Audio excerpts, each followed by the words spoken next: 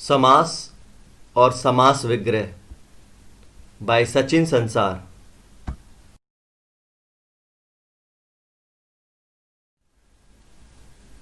समास दो या दो से अधिक शब्दों से मिलकर बने नए और सार्थक शब्द को समास कहते हैं।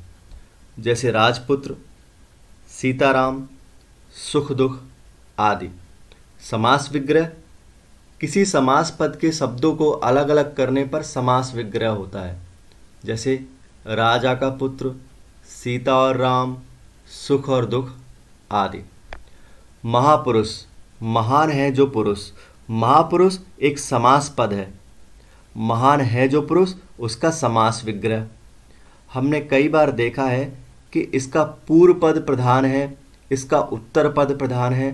तो पूर्व पद का अर्थ होता है पहला पद, उत्तर पद का अर्थ होता है दूसरा पद।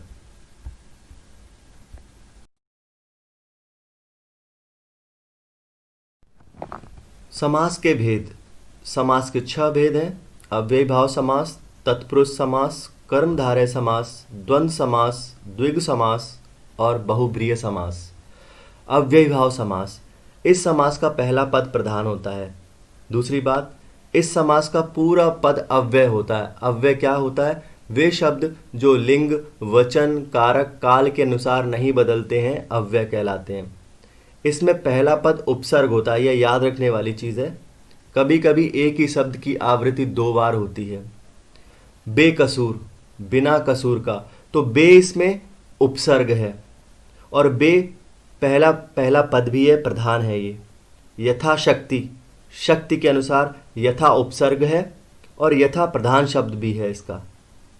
अब शब्द की बार बार आवृत्ति होना, घर घर, हर घर में, हाथों हाथ, हाथों ही हाथ में, तो यहाँ पर हाथ शब्द की पुनरावृत्ति हुई है, 2 बार आया है।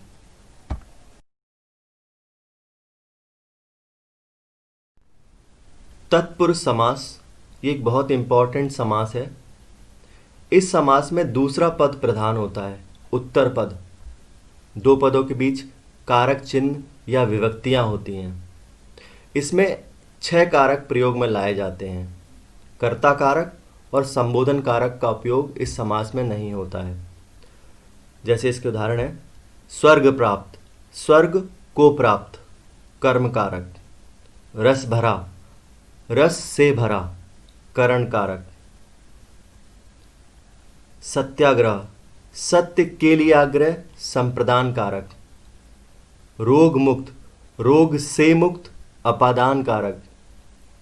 वनवास, वन में वास, अधिकरण कारक। लोकतंत्र, लोक का तंत्र, संबंध कारक। तो हमने देखा इसमें कारक के विभक्तियां और चिन्हों का प्रयोग किया जाता है।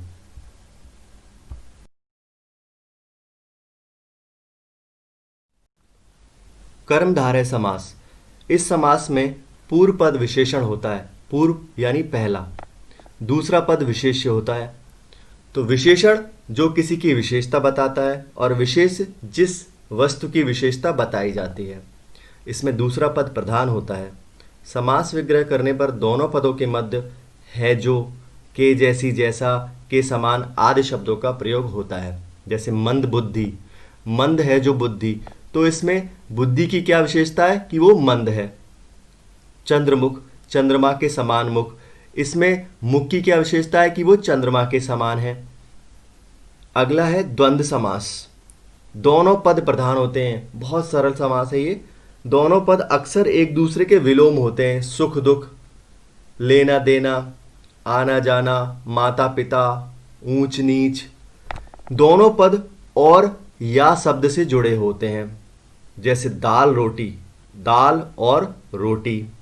सुबह शाम, सुबह और शाम।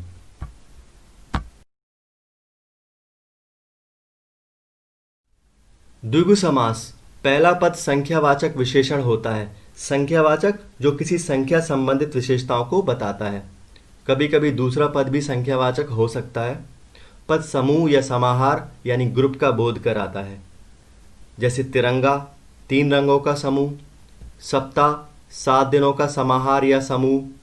पक्षद्वय, दो पक्षों का समूह। तो हम देखते हैं कि इसमें पहला पद संख्या सूचक होता है जो ग्रुप का बोध कराता है। बहुब्रीहि समास, दोनों में से कोई भी पद प्रधान नहीं होता इसमें, वो किसी तीसरे पद की ओर इशारा करते हैं। समास विग्रह करने पर वाला है, जो, जिसकी, जिसका, जिसके आदि शब्द आते हैं। मृत्युंजय, मृत्यु को जीतने वाला है जो, कौन है वो? शिव जी। गजानन, गज का आनन है जिसका, कौन है वो? गणेश। दशानन, 10 हैं जिसके आनन अर्थात रावण। तो हम देखते हैं कि इसमें से दोनों पद किसी तीसरे पद के बारे में उल्लेख करते हैं। तो ये होता है बहुब्रीहि समास।